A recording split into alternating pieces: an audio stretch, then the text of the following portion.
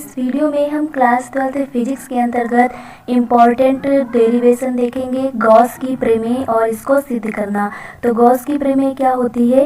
किसी बंद पृष्ठ से, यानी कि एक हम लोग बंद पृष्ठ ले लेते हैं, तो किसी बंद पृष्ठ से गुजरने वाला वैद्युत फ्लक्स जो होगा, वैद्युत फ्लक्स क्या होगा? Phi E. जो हमारा वैद्युत फ्लक्स होगा वह उस पृष्ठ द्वारा परिबद्ध कुल आवेश का, यानी उस पृष्ठ द्वारा अगर हम मान ले कुल जो आवेश है वो क्यू है, तो क्यू का 1/ε0 गुना होता है। तो यहाँ से आ जाएगा फाई ई बराबर हो जाएगा Q/ε0 के। इसी को हम लोग बोलते हैं गॉस की प्रमेय, कि किसी बंद पृष्ठ द्वारा गुजरने वाला जो कुल वैद्युत फ्लक्स फाई ई होता है वह उस पृष्ठ द्वारा परिबद्ध जो कुल आवेश क्यू है उसका 1/ε0 गुना होता है। तो ये गॉस की प्रमेय है। तो इसे हम लोग सिद्ध करेंगे। तो सिद्ध करने के लिए सबसे पहले करते क्या है, यहाँ पर हम लोग फिगर बना लेते हैं। तो यहाँ पर हम लोग एक पृष्ठ क्षेत्रफल ले लेते हैं ए का। एक इस प्रकार से कुछ यहाँ पर हम लोग फिगर इसका ड्रा कर लेते हैं। यहाँ पर एक बिंदु ले लेते हैं ओ। इस बिंदु से आर दूरी पर यहाँ पर एक बिंदु ले लेते हैं पी। तो इसके बीच की दूरी क्या हो गई? आर।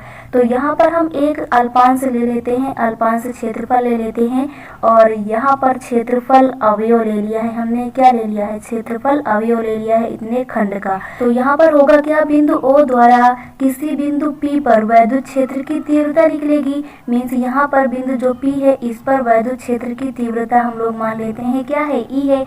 तो वैद्युत क्षेत्र की तीव्रता हो जाएगी वेक्टर ई। तो इसी प्रकार से जो हमारा ये क्षेत्र अवयव है डी ए, जो क्षेत्र अवयव डी है इसका क्षेत्रफल क्या होगा? डी ए होगा। अल्पांश क्षेत्रफल है इसलिए इसका क्षेत्र अवयव क्या हो जाएगा? डी ए हो जाएगा। तो इतने का क्षेत्रफल हम लोग मान लेते हैं डी ए। तो जो क्षेत्र अवयव डी ए है इसके द्वारा बिंदु ओ पर यहाँ पर एक घन कोण बनेगा। क्या बनेगा? घन कोण। तो उस घन कोण को हम लोग मान लेते हैं डी ओमेगा। तो यहाँ तक आप लोगों को क्लियर हो गया होगा कि यहाँ पर घन कोण, बिंदु ओ पर जो घन कोण बनेगा वो क्या है? डी ओमेगा है। लास्ट में यहाँ पर जो हमारा डी ए है और ई है, इनके मध्य बनने वाले कोण को हम लोग कह देते हैं थीटा। क्या कह देते हैं? थीटा। तो सबसे पहले हम लोग करेंगे क्या, बिंदु ओ के कारण बिंदु पी पर वैद्युत क्षेत्र की तीव्रता ज्ञात कर लेंगे, क्योंकि ये हम पहले ही पढ़ चुके हैं कि किसी बिंदु आवेश के कारण किसी बिंदु पर वैद्युत क्षेत्र की तीव्रता का सूत्र क्या होता है। तो यहाँ पर लिखेंगे हम लोग बिंदु पी पर वैद्युत क्षेत्र की तीव्रता, बिंदु पी पर वैद्युत क्षेत्र की तीव्रता। तो बिंदु पी पर वैद्युत क्षेत्र की तीव्रता क्या हो जाएगी? यहाँ से आ जाएगा E बराबर 1/4 पाई इप्सिलॉन नॉट। क्या आ जाएगा? E बराबर 1/4 pi epsilon naught into Q/r²। ये हमारा होता है बिंदु आवेश के कारण किसी बिंदु पर वैद्युत क्षेत्र की तीव्रता। तो इस प्रकार से निकाल लेते हैं। यहाँ पर हम लोग मान लेते हैं कि जो हमारा बिंदु O है यहाँ पर प्लस Q आवेश है। तो ये हमारा प्लस Q आवेश के कारण ही है बिंदु P पर वैद्युत क्षेत्र की तीव्रता। यहाँ पर आगे हम लोग करेंगे क्या, जो हमारा क्षेत्र अवयव DA है इसके द्वारा बिंदु O पर अंतरित कोण डी ओमेगा का मान निकालेंगे। तो यहाँ पर हम लोग पता करेंगे जो DA होगा ना, इस पर जो वैद्युत फ्लक्स होगा यहाँ पर वो क्या हो जाएगा? डी फाई ई हो जाएगा, क्योंकि कंप्लीट के लिए अगर पूरे के लिए फाई ई है तो इस अल्पांश क्षेत्र अवयव के लिए क्या हो जाएगा? डी फाई ई हो जाएगा। तो यहाँ पर हम लोग लिखते हैं डी ए से गुजरने वाला वैद्युत फ्लक्स डी फाई ई है, तब जो हमारा वैद्युत फ्लक्स है वो क्या हो जाएगा? डी फाई ई है। तब डी ए द्वारा, कहाँ पर? डी ए द्वारा बिंदु ओ पर आंतरिक घन कोण क्या हो जाएगा? तो वहां पर आंतरिक घन कोण जिसे हम लोग डी ओमेगा बोलते हैं। तो आंतरिक घन कोण क्या होगा? वो हो जाएगा यहाँ से हमारा डी ओमेगा बराबर डी ए कॉस थीटा बटे r²। ये हमारा सूत्र होता है आंतरिक घन कोण का, डी ओमेगा बराबर D A cos theta upon r²। इसके बाद हम लोग करेंगे क्या, यहाँ पर डी ए से गुजरने वाला वैद्युत फ्लक्स निकाल लेंगे। डी ए से गुजरने वाला वैद्युत फ्लक्स, तो यहाँ पर निकालेंगे डी ए से गुजरने वाला वैद्युत फ्लक्स, डी ए से गुजरने वाला वैद्युत फ्लक्स। तो यहाँ से हमारा वैद्युत फ्लक्स क्या आ जाएगा? वैद्युत फ्लक्स हमने माना है डी ए से गुजरने वाला डी फाई ई।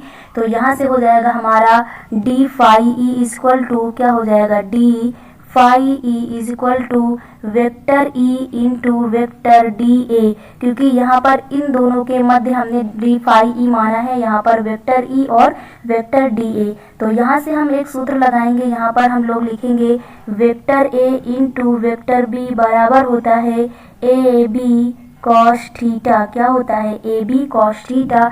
तो उसी प्रकार से यहाँ पर vector E into vector d A है, तो यहाँ से हो जाएगा D phi E is equal to E d A cos theta, क्योंकि हमने माना इन दोनों के मध्य जो कोण बन रहा है वो क्या है? थीटा है। तो यहाँ तक इस प्रकार से लिख लेते हैं। इसके बाद हम लोग करते क्या है, यहाँ पर ई का मान रखते हैं। ई का मान हम लोग पहले ही निकाल चुके हैं, तो इसे हम लोग इक्वेशन फर्स्ट बोल देंगे और यहाँ पर लिखेंगे समीकरण 1 से ई का मान रखने पर। तो यहाँ पर क्या हो जाएगा? इक्वेशन फर्स्ट से ई का मान रखने पर। तो यहाँ पर हम लोग ई का मान रख देते हैं। तो ई का मान रखने पर क्या हो जाएगा? जब यहाँ ई का मान रखा जाएगा तो ये हो जाएगा D phi E is equal to, यहाँ पर ई की जगह रखा जाएगा 1/4 pi epsilon naught into Q upon R square, और ये हमारा D A cos theta same to same रहेगा। तो ये हो जाएगा डी ए कॉस थीटा। तो यहाँ तक आप लोगों को क्लियर हो गया होगा। इसके बाद हम लोग करते क्या हैं, यहाँ पर डी फाई ई है और हमें क्या चाहिए गॉस की प्रमेय में? फाई ई, क्योंकि हमें प्रूफ करना है phi E equal to Q upon epsilon naught. तो यहाँ पर इसको हम लोग करते क्या है, फाई ई निकालने के लिए इसका समाकलन कर देते हैं। तो यहाँ लिखेंगे समाकलन करने पर, क्या करने पर? समाकलन करने पर। तो यहाँ पर इसका हम लोग समाकलन कर देते हैं। तो समाकलन करने पर क्या हो जाएगा? दोनों तरफ इंटीग्रेशन लग जाएगा। तो यहाँ पर इस प्रकार से हम लोग इंटीग्रेशन लगा लेते हैं। तो ये हो जाएगा integration d phi E is equal to integration 1/4 pi epsilon naught into Q upon R square into d A cos theta. तो इसी पे हम लोग क्या करते हैं, इंटीग्रेशन लगा देते हैं। इसके बाद इंटीग्रेशन लगाने के बाद होगा क्या, यहाँ पर ये डी फाई ई का इंटीग्रेशन करेंगे तो ये हो जाएगा फाई ई। क्या हो जाएगा? फाई ई।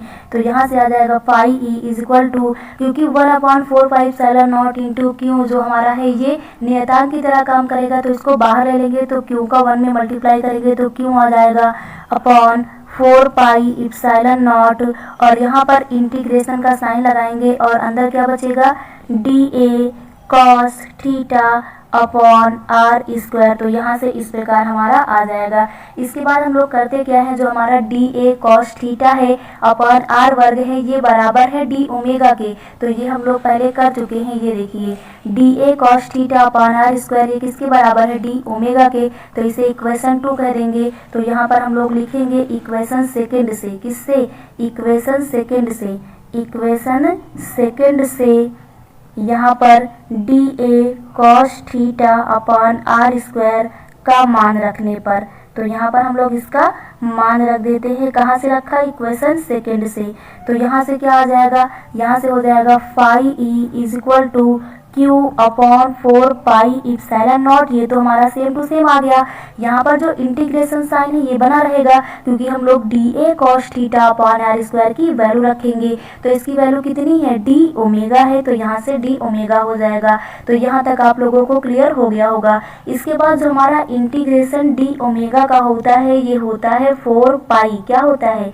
4 पाई। आप लोगों को याद हो जाएगा कि डी ओमेगा का इंटीग्रेशन क्या होता है? 4 पाई होता है। तो यहाँ से आ जाएगा phi E is equal to Q upon 4 pi epsilon naught into d omega की जगह हम लोग क्या पुट कर देंगे? 4 पाई रख देंगे। तो यहाँ से क्या होगा? 4 पाई से 4 पाई कैंसिल हो जाएगा। तो इस प्रकार से आ जाएगा phi E is equal to Q upon epsilon naught. और यही तो है हमारी गॉस की प्रमेय कि phi E is equal to होता है क्यू अपॉन इप्सिलॉन नॉट। तो इस प्रकार से ये हो जाता है, प्रूव्ड हो जाता है। तो आप लोगों को क्लियर हो गया होगा कि फाई ई इक्वल टू होता है क्यू अपॉन इप्सिलॉन नॉट। तो सबसे पहले हमने किया क्या, गॉस की प्रमेय हमने पढ़ ली कि phi equal to Q upon epsilon naught होता है। उसके बाद हम लोग फिगर समझ लेते हैं। यहाँ पर प्लस क्यू आवेश के कारण बिंदु पी पर वैद्युत क्षेत्र की तीव्रता निकाल लेते हैं, इसे इक्वेशन फर्स्ट कह देते हैं।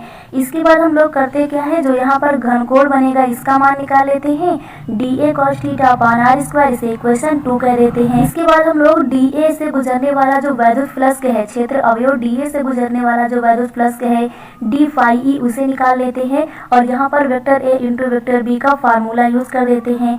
इसके बाद हम लोग करते क्या है, इक्वेशन फर्स्ट से यहाँ पर E का मान रख देते हैं और इसके बाद इसका समाकलन कर देते हैं। समाकलन करने पर यह नियतांक वाला जो भाग है बाहर हो जाएगा और इंटीग्रेशन के अंदर क्या बचेगा, dA cos थीटा बचेगा बटे r स्क्वायर आएगा।